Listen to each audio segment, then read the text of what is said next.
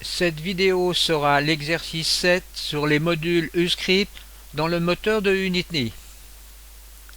Cette vidéo va nous apprendre d'autres modules, y compris les modules qui permettent de toucher l'écran avec la souris par exemple.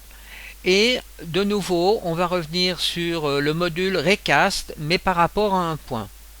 Alors regardons un petit peu donc ce que là on va faire. Alors ici par exemple, quand je lance le jeu, je peux allumer ou éteindre, vous voyez donc la lumière en appuyant simplement sur des endroits bien précis de l'écran. Ensuite, eh bien, bon, on connaît, on peut se déplacer, on peut tourner. Et ensuite, on peut faire une nouvelle chose, c'est-à-dire qu'avec le bouton droit de la souris, vous voyez, je peux prélever ce cube et le déplacer dans l'écran. Et au moment où je relâche la souris, le cube retombe au sol.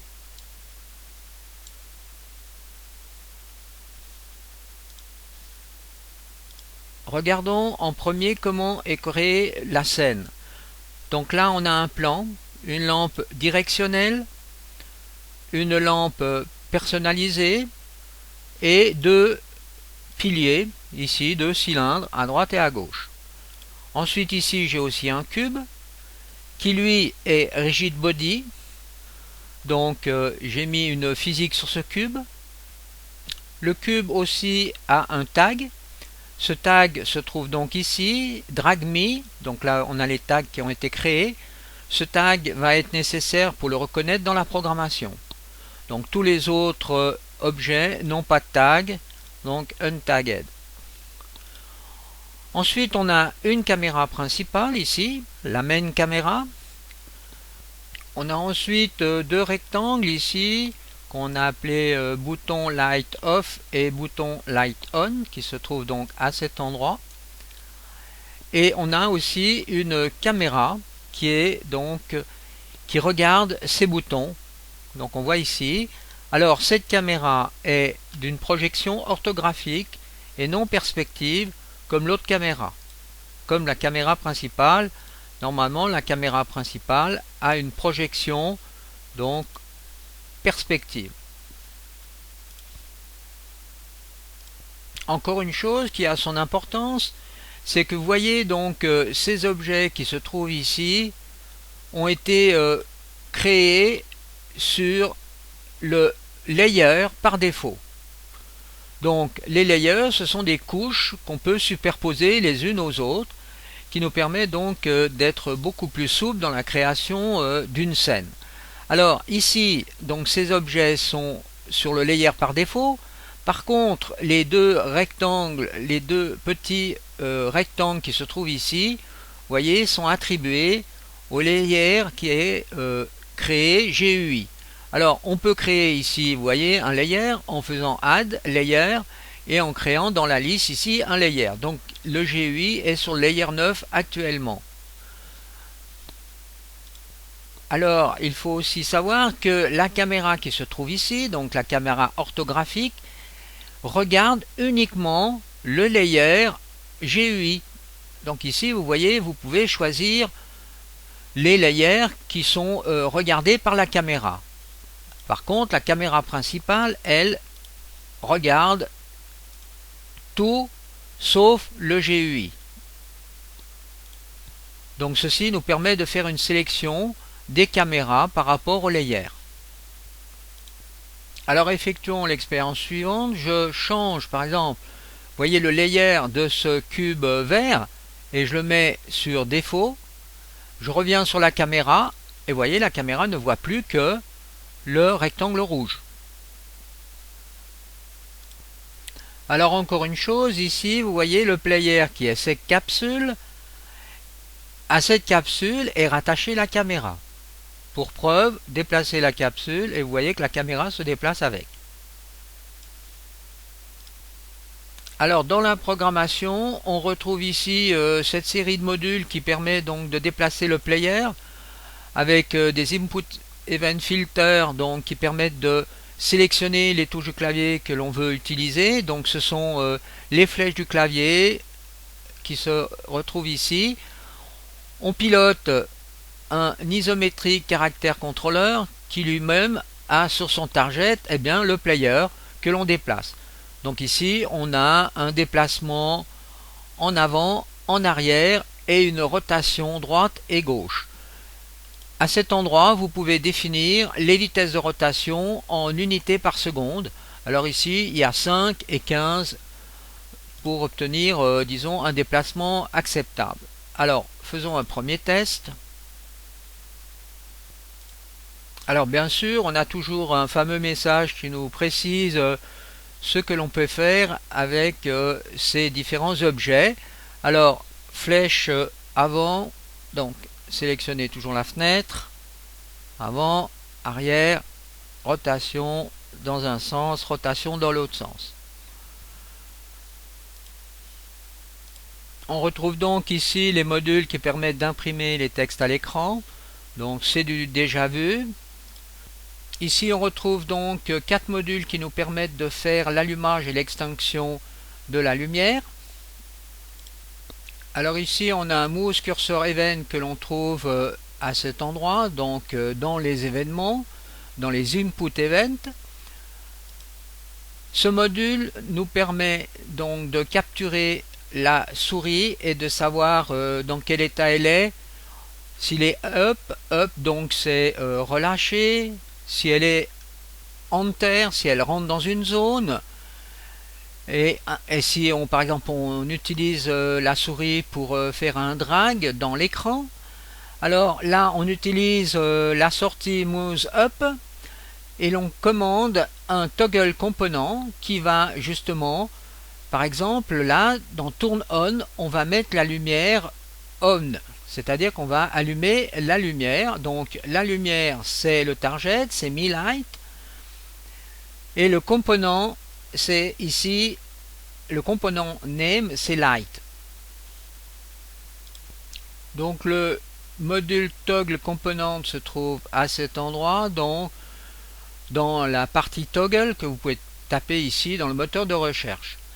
Alors ici je reviens sur le target, c'est Mi Light. Et bien si on va donc dans la scène ici, dans la hiérarchie, on trouve ici Mi Light. Donc c'est la source de lumière que l'on a créée dans la scène, que l'on va commuter on-off. Ensuite ici, le component name, c'est la catégorie des composants de la scène qui est la catégorie des lumières, des lights. De l'autre côté, on fait la même chose, mais cette fois-ci, on fait un turn off, donc on éteint la lumière. Maintenant, autre chose qui a son importance, c'est que sur les Mouse Cursor Event, on a une instance. Et l'instance qui est ici est extrêmement importante, puisqu'on veut que quand on est sur la partie Light On, donc le rectangle qui correspond à Light On, on allume la lumière, il faut mettre sur cette instance, à cet endroit, vous voyez, le GameObjet qui correspond à Light On.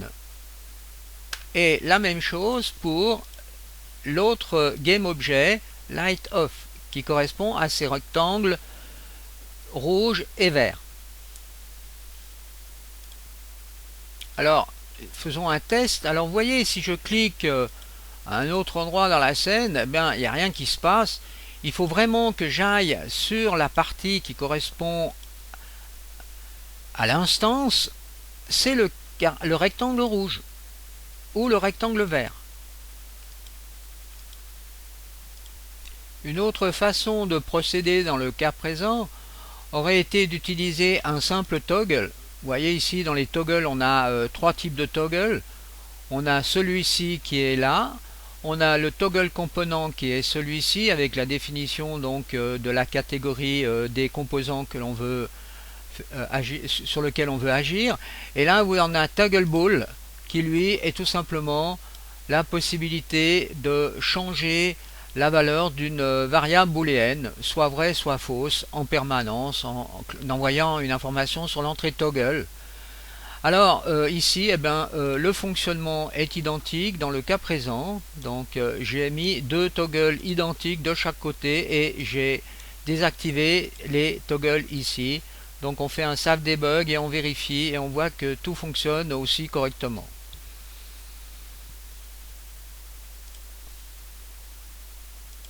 Alors maintenant, intéressons-nous à la partie programmation qui consiste à sélectionner un cube ici et à le déplacer avec la souris.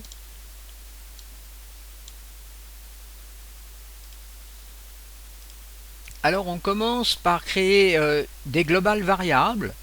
Donc ce sont des variables qu'on va réutiliser donc dans le programme. Alors on a un drag tag qu'on retrouve, vous voyez ici, un peu partout.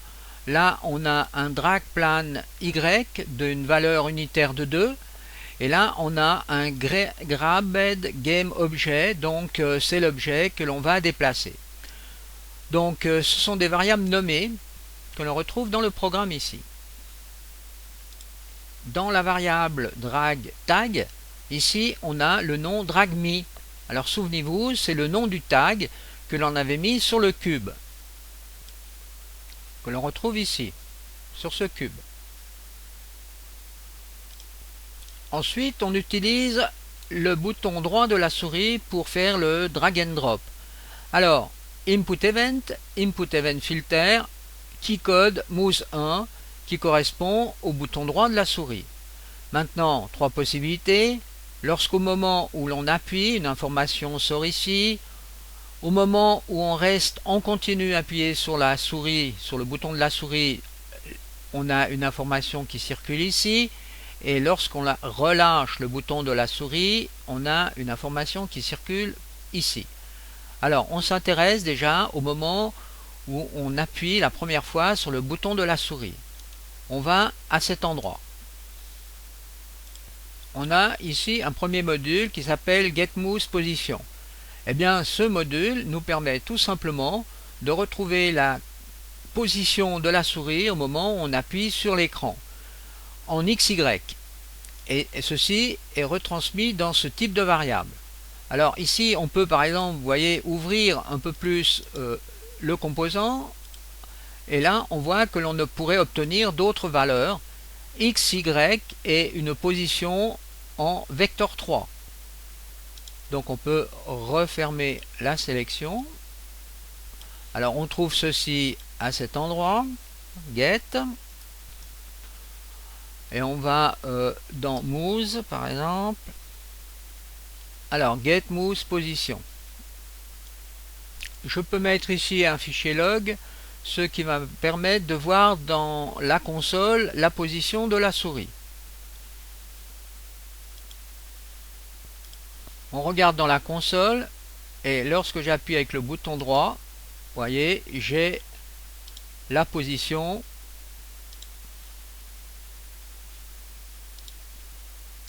dans le plan. Maintenant, je trouve ici un module Raycast lancé d'un rayon depuis la caméra principale ici. Alors, on retrouve donc dans Ray les différents lancers de rayons que l'on peut obtenir donc dans ce programme, dans ce logiciel actuellement. Alors, on a vu le Raycast from camera. Maintenant, on fait un Raycast from screen point, donc par rapport à un point de l'écran. Eh bien, le point de l'écran que l'on vise, eh bien, c'est le point qui est donné ici par la position de la souris à un moment donné. On a ici l'objet donc que l'on a visé et son point de localisation. Alors, on a par la suite ici un GameObjet tag, c'est-à-dire qu'on va pouvoir, grâce à ce module, savoir si l'objet que l'on vient de viser est bien le cube, c'est-à-dire qu'il a un tag qui s'appelle drag_me. Souvenez-vous. Et bien sûr, on prend ici pour commander ce module la sortie obstruée, c'est-à-dire c'est le moment où le rayon tape bien l'objet. Pour trouver ce module, il vous suffit simplement de taper tag dans le système de recherche et on a un GameObjet as tag qui est bien un objet qui est dans la catégorie des comparaisons. Donc on compare le GameObjet qui est présent ici à son tag. Et si on a donc la valeur qui correspond, alors on sort à cet endroit. Ensuite, on rentre ici dans un autre module qui est Unity Engine Rigid Body, qui va nous permettre de changer la position de l'instance qui est l'objet que l'on vient de capturer, donc le cube. On va le positionner à la position qui est donnée ici par le recast from screen point. Alors maintenant la question est de savoir où on trouve ce module. Eh bien ce module se trouve dans une partie donc de UScript qui est la partie reflected. Cette partie-là est une réflexion en somme de tout le programme qui est compris en tout cas dans la scène, et disons c'est tout le programme de Unity en somme. Alors c'est une réflexion de tous ces petits programmes que l'on peut récupérer à cet endroit et les utiliser pour continuer à faire de la programmation. Alors l'Unity Engine Rigid Body va se trouver dans les actions, et là vous voyez, vous avez ici donc toutes les possibilités, donc les layers, les lumières, les mathématiques, les mèches collidaires. Alors ce qui nous intéresse c'est l'Unity Engine Rigid Body, c'est la partie Rigid Body de ce cube. Alors ici on voit que l'on peut utiliser un module qui s'appelle Move Position qui se trouve ici. Vous voyez, on a aussi la possibilité de changer la rotation, la densité et beaucoup de paramètres ici, c'est assez extraordinaire. Alors, il se peut que vous ne voyez pas apparaître Unity Engine Rigid Body. Alors, je vais vous expliquer éventuellement pourquoi. Eh bien, il se peut par exemple que sur le cube, vous ayez oublié de mettre Rigid Body. Alors, les variables réflectées vont peut-être pas apparaître dans l'éditeur. Donc là, je remets un Rigid Body. Donc voilà. Donc je vais continuer. Maintenant, je vais simplement couper ces liens pour voir que cette première partie de programme que l'on vient d'expliquer. Et bien là, on voit que on sélectionne bien le cube, mais on ne peut pas le déplacer. Alors regardons maintenant la partie déplacement du cube. Pour déplacer le cube, je vais utiliser donc cette sortie de la souris. Donc au moment où je vais draguer en permanence avec la souris, donc je reste appuyé bien sûr sur le bouton droit de la souris. Alors de nouveau la même chose, ici on a le même principe que là, on a un recast from screen point, on a un objet tag ici, on définit donc que l'objet est bien le cube, et ensuite on a deux modules que l'on a déjà vus dans le passé, dans les autres vidéos. Un getComponentVector3 qui reprend la valeur, la position donc du cube.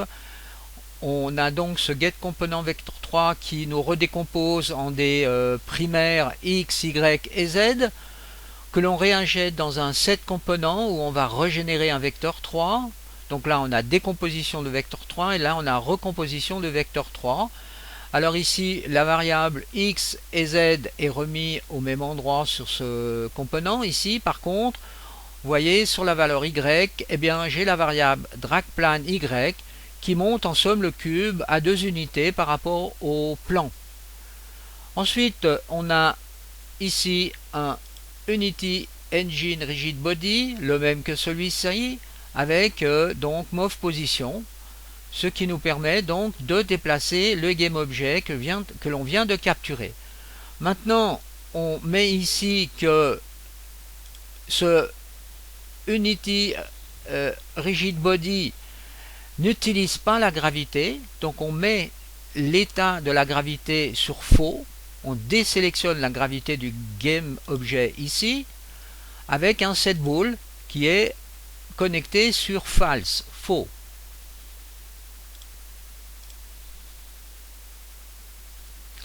Pour retrouver donc ce module ici, eh bien on va le trouver cette fois-ci dans Reflected, toujours dans les propriétés, dans Unity Engine Rigid Body, et ensuite ici vous voyez on a possibilité d'utiliser ou pas la gravité. Donc à l'intérieur ici on définit l'objet dont on veut agir sur la gravité. Alors eh bien ici on va mettre à l'intérieur ici sur l'instance, ici on va cliquer instance là et on va aller chercher le GameObject que l'on veut supprimer la gravité. Et ici, en fait, c'est cette liaison comme ceci.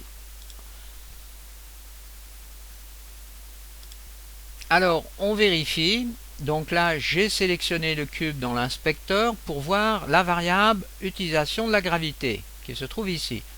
Alors, je lance le jeu. Je capture. Au moment où je capture, vous voyez, le cube, je peux le déplacer maintenant. Et vous voyez que la gravité a disparu ici. C'est pour ça que le cube, en somme, il reste dans l'espace. Et le cube reste à combien? Eh bien, à 2 unités de hauteur.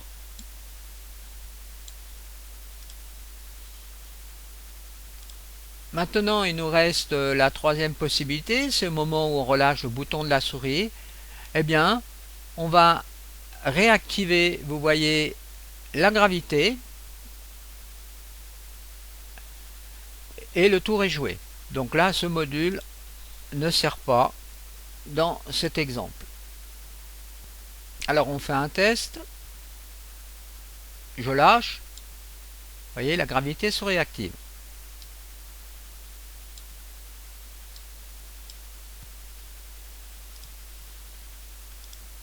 Avant de finir cet exercice, on peut par exemple imaginer d'agir sur la hauteur du cube. Alors souvenez-vous, on avait ici une variable qui s'appelait dragPlan2, donc avec 2 unités de hauteur. C'est ce qui définissait la hauteur donc sur le composant ici, la valeur de y. Alors ici, on a simplement rajouté un input event filter. On appuie ici sur la touche T du clavier pour incrémenter. Vous voyez ici un compteur de 0,2 unités et j'ai mis par défaut 1 au départ. Donc on peut s'amuser à tester ce genre de choses, ça peut être intéressant. Donc voilà, on prend notre cube, on l'amène à peu près à la hauteur de la colonne, on appuie sur la touche T, vous voyez le cube monte.